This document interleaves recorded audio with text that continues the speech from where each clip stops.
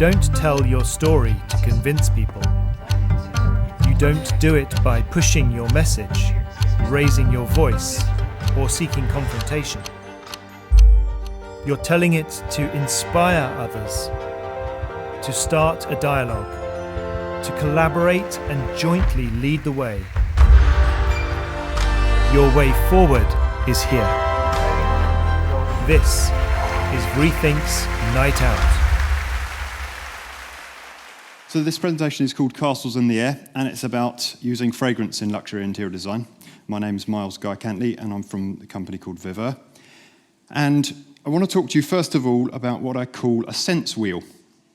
So a sense wheel is a demonstration of all of the different 5 senses as you have here. And if you think about this, think about the interior design through the prism of these senses, it's really interesting to observe that we pay a lot of attention to the visual aspects, some to the touch, the feel of the materials, some to the hearing, some to the taste, of course, in dining areas, but we don't put a lot of effort into designing for our sense of smell. And why is that important? It's important for 2 reasons. First reason is that our sense of smell is incredibly powerful. Here's some numbers to explain how powerful it is. 3% of all of our genes are involved in scent detection.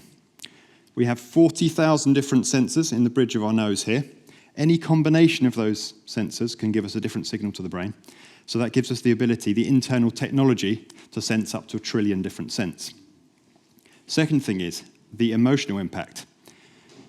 Fragrances have, our sense of smell impacts on the emotional side of the brain. So the olfactory nerve goes into the amygdala, which is part of the limbic system, our subconscious, which affects memories and emotions. So this is a graphic of the olfactory system. As you can see, you've got the blue olfactory nerve there. It's the shortest primary nerve that we have in the brain. It goes straight to the center of the brain, doesn't go through any relay centers, and it carries all this important information. And it's really, really experiential. So what fragrances we enjoy are based on the context we had them in, not just the sense itself. So it's super experiential. It's a bit like music. Everybody has our own, if you like, music journey. We have pieces of music that we've listened to in a certain scenario, and that impacts how we think about them in the future. So it's really built in, it's really contextually dependent. It's built into how we've experienced it before. And this is part of the reason why fragrance has been used over a very long period of time to convey a relationship with the transcendent, because it's experiential. It can't very easily be put into words.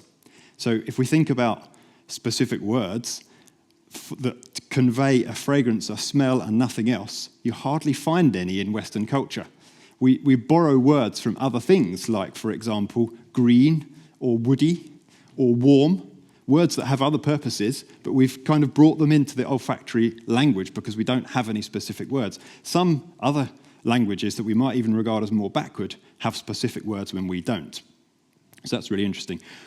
And what does that mean for interior designers? So we're all interested in interior design, and interior design, especially in luxury, is all about creating emotion.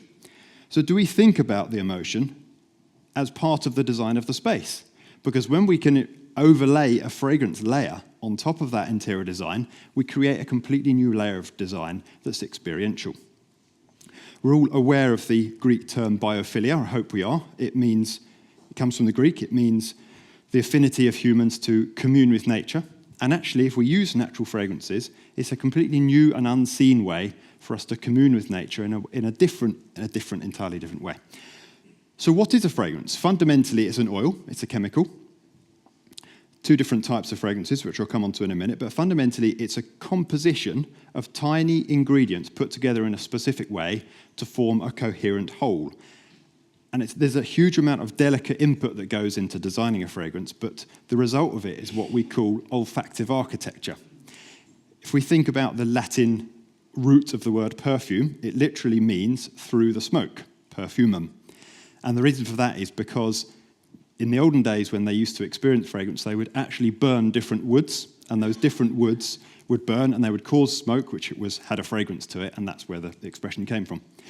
Also important to understand the difference between what I'd refer to as a perfume, something that would be sprayed on the skin, come out of a nice bottle, and an ambience fragrance, which has no alcohol in it because it uses atomization, a machine to spread, and therefore it's a much purer substance, and we distribute this through a machine. So that's a very different animal to something we'd spray on our skin. Probably quite familiar with the top, middle, and base note concept. It's used a lot in retail. So a fragrance will be described as having certain top notes and middle notes and base notes. And what this means is that the top notes are more volatile, they evaporate quicker, so they disappear. And what you then get is the middle and the base.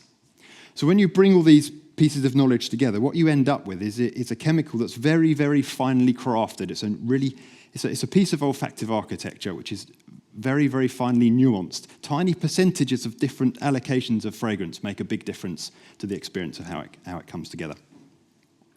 So how can we use this in interior design?